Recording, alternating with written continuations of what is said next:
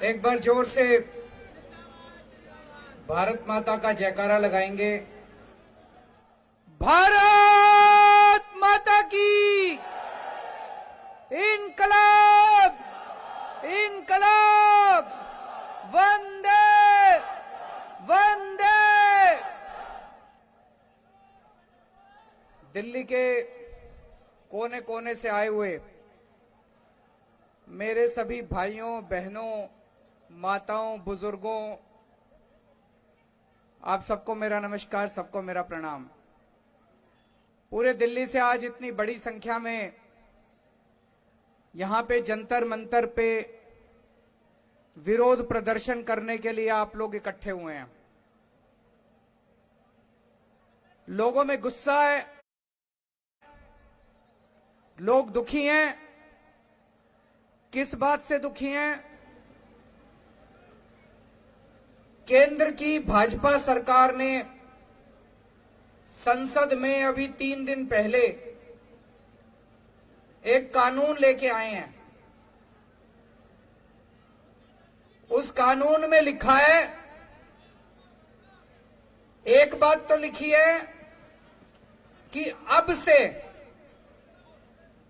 दिल्ली सरकार का मतलब होगा एलजी। उस कानून में लिखा है कि अब से दिल्ली सरकार का मतलब होगा एलजी। तो भाई साहब फिर हमारा क्या मतलब होगा? फिर जनता का क्या मतलब होगा? फिर आपका क्या मतलब होगा? फिर देश की जनता का क्या मतलब होगा? अगर दिल्ली सरकार का मतलब एलजी होगा तो दिल्ली की जनता कहां जाएगी? दिल्ली की जनता की चलेगी नहीं चलेगी? मुख्यमंत्री कहां जाएगा? फिर चुनाव क्यों कराए थे? फिर चुनाव क्यों कराए थे? जनता लाइन में क्यों लगी थी? जनता ने वोट क्यों दिया था? जनता के वोट का कोई मतलब नहीं बचा। जनता के चुनाव का कोई मतलब नहीं बचा। जनता की सरकार का कोई मतलब नहीं बचा। जनता ने 70 में से 62 सीट दी, उसका कोई मतलब नहीं बचा। अगर दिल्ली सरकार का मतलब एलजी होगा तो फिर तो जनता के साथ तो धोखा हो गया भाई साहब, ये तो गलत हो गया। दूसरा, इस कानून में लिखा है कि अब सारी फाइलें दिल्ली सरकार की सारी फाइलें एलजी के पास जाया करेंगे। भाई साहब, जब हमारी सरकार बनी थी सारी फाइलें एलजी के पास जाया करती थी। 2018 में सुप्रीम कोर्ट ने आदेश दिया कि भाई दिल्ली में चुनी हुई सरकार है, चुनी हुई सरकार के पास पावर होनी चाहिए, देश जनतंत्र है।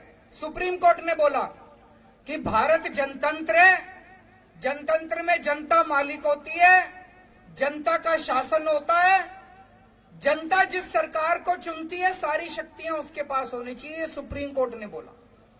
सुप्रीम कोर्ट ने कहा कि कोई भी फाइल एलजी के पास अब नहीं जाया करेगी। ये मैं नहीं कह रहा भाई साहब, ऑर्डर में लिखा हुआ है, सुप्रीम कोर्ट में लिखा, ऑर्डर में लिखा है कोई फाइल एलजी के पास नहीं जाया करेगी। अब इन्होंने कानून में लिख दिया सारी फाइलें एलजी के पास जाया करेगी। तो भाई साहब, ये जनता को नहीं मानते, ये सुप्रीम कोर्ट को नहीं मानते, ये जनतंत्र को नहीं मानते, ये संविधान को नहीं मानते। ये तो गलत बात है। गलत बात है नहीं है? ये तो धोखा हो गया अपने साथ। 2015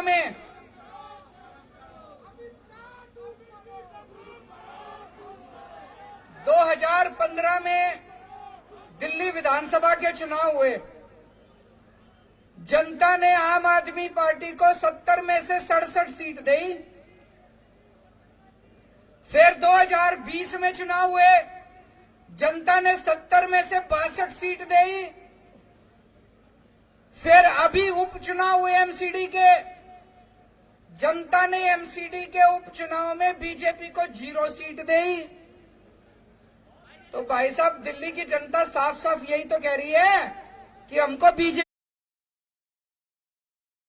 बीजेपी नहीं चाहिए, हमको आम आदमी पार्टी चाहिए। कह रही है नहीं कह रही है कि हमको बीजेपी नहीं चाहिए, हमको आम आदमी पार्टी चाहिए। लेकिन भाई साहब ये चोरी छिपे, ये बदमाशी करके दिल्ली के ऊपर राज करना चाहते हैं। वो कहते हैं ना, एक छोटा बच्चा मैच खेल रहा था, क्रिकेट मैच हार गया, तो उसके बाद क्रिकेट का बल्ला और बॉल लेके दोनों लेके भाग गया। ऐसे ही एक के बाद एक चुनाव हारते जा रहे हैं, लेकिन ये इस तरह से बदमाशी करके दिल्ली के ऊपर राज करना चाहते हैं, जनता का राज खत्म करना चाहते हैं। ये इनका एक तरह से इनका ये पूरे देश के अंदर यही कर रहे हैं। चुनाव कराते हैं, अगर चुनाव में हार जाएं तो दूसरी पार्टियों के एमएलए खरीद लेते हैं और वहां पे सरकार गिरा देते हैं। करते नहीं करते पूरे देश के अंदर? दिल्ली के अंदर आम आदमी पार्टी के ये जितने एमएलए बैठे हैं खरीदे नहीं जा रहे, ये बिक नहीं रहे। कोशिश तो बहुत करी इन्होंने, ये बिक नहीं रहे। तो ये दिल्ली के अंदर जब एमएलए नहीं बिक रहे तो इन्होंने ये कानून लाके दिल्ली के अंदर ये सत्ता खत्म करना चाहते हैं, जनता की सत्ता खत्म करना चाहते हैं। आज पूरे देश के अंदर इस बात की चर्चा हो रही है, दिल्ली के अंदर जो काम हो रहा है, दिल्ली के अंदर शिक्षा के अंदर इतना अच्छा काम हो रहा है नहीं हो रहा है? सरकारी स्कूलों की काया पलट हो गई, प्राइवेट स्कूलों की फीस नहीं बढ़ने दी। इतने शानदार काम दिल्ली के स्कूलों में हो रहे हैं। ये कानून शिक्षा के अच्छे कामों को बंद करने के लिए बनाया गया है।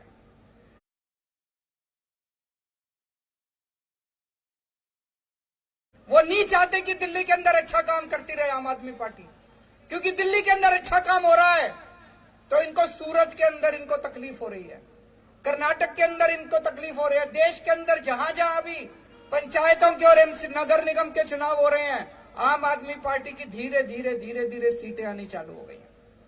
अब उत्तर प्रदेश के अंदर लोग कह रहे हैं कि हमें भी फ्री बिजली चाहिए, गुजरात के अंदर लोग कह रहे हैं हमें भी फ्री बिजली चाहिए। अब हिमाचल प्रदेश के अंदर, पंजाब के अंदर, हरियाणा के अंदर हर जगह लोग कह रहे हैं हमें भी फ्री बिजली चाहिए। मैं इनसे कहना चाहता हूं कि दिल्ली के अंदर अच्छा काम हो रहा है, इस अच्छे काम को नहीं रोकना चाहिए, गलत बात है। तुम भी अच्छा काम करके दिखाओ, कंपटीशन तो अच्छे काम का होना चाहिए।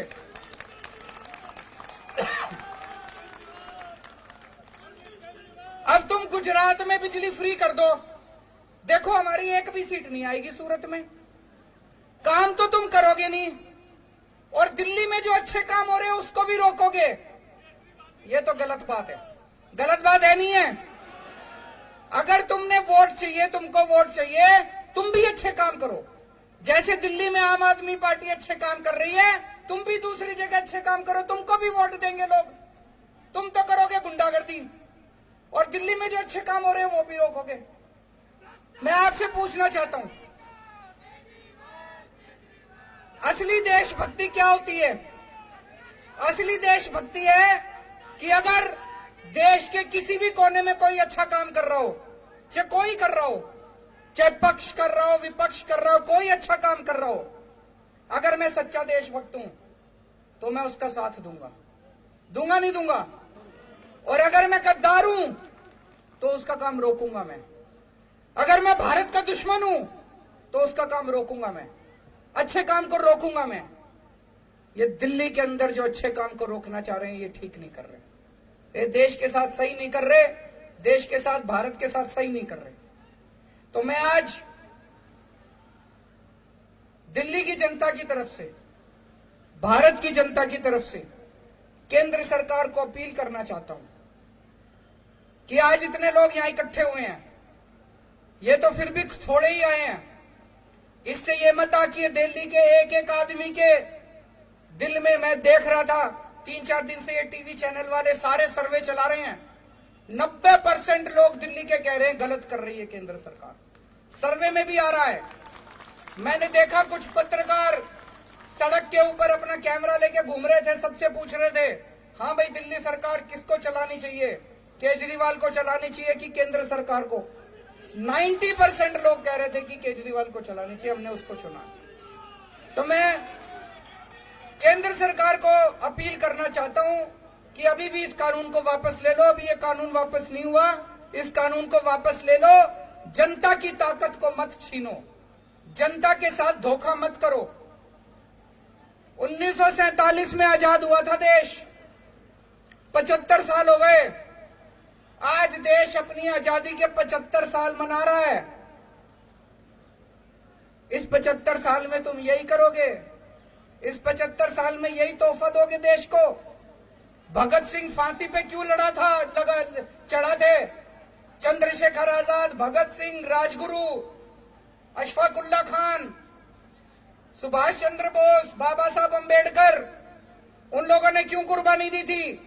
उन लोगों ने कुर्बानी दी थी, अंग्रेज जाएंगे, भारत में जनतंत्र होगा, जनता सरकार चुनेगी, वो सरकार जनता के लिए काम करेगी। उन्होंने ये थोड़ी सोचा था आजादी के 75 साल के बाद एक ऐसी सरकार आएगी कि जनता के सारे अधिकार छीन लेगी। तो मैं केंद्र सरकार से अपील करना चाहता हूं कि आजादी के 75 साल के अंदर इस किस्म के काली हरकत मत करो, इस किस्म की गंदी हरकत मत करो, देश के साथ इस किस्म का धोखा मत करो। और मैं दिल्ली की जनता को भरोसा देना चाहता हूं, चिंता मत करना। ये जो मर्जी हमारी शक्तियां छीन ले, ये जो मर्जी कर ले। आपको याद है जब सुप्रीम कोर्ट का आदेश नहीं आया था, सारी फाइलें एलजी के पास जाया करती थी।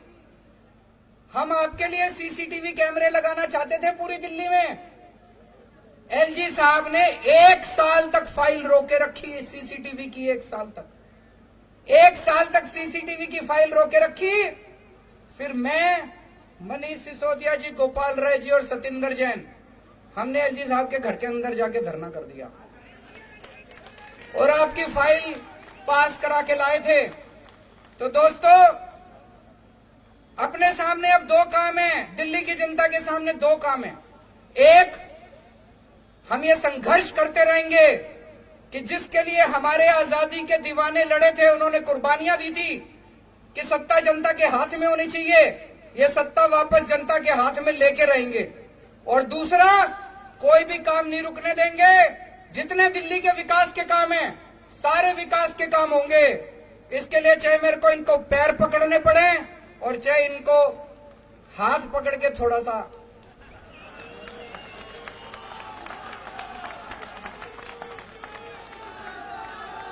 काम नहीं रुकने दूंगा। आपके सारे काम होंगे। दिल्ली की जनता के लिए कुछ भी करेंगे, चाहे पैर पकड़ने पड़े, गिड़गिड़ाना पड़े, चाहे कुछ भी करना पड़े, सब करेंगे। आपके काम नहीं रुकने देंगे। लेकिन जो इन्होंने जनता की ताकत छीनी है, वो वाली ताकत भी वापस लेके रहेंगे। भारत माता की। बहुत बहुत धन्यवाद माननीय मुख्यमंत्री जी, आप सभी का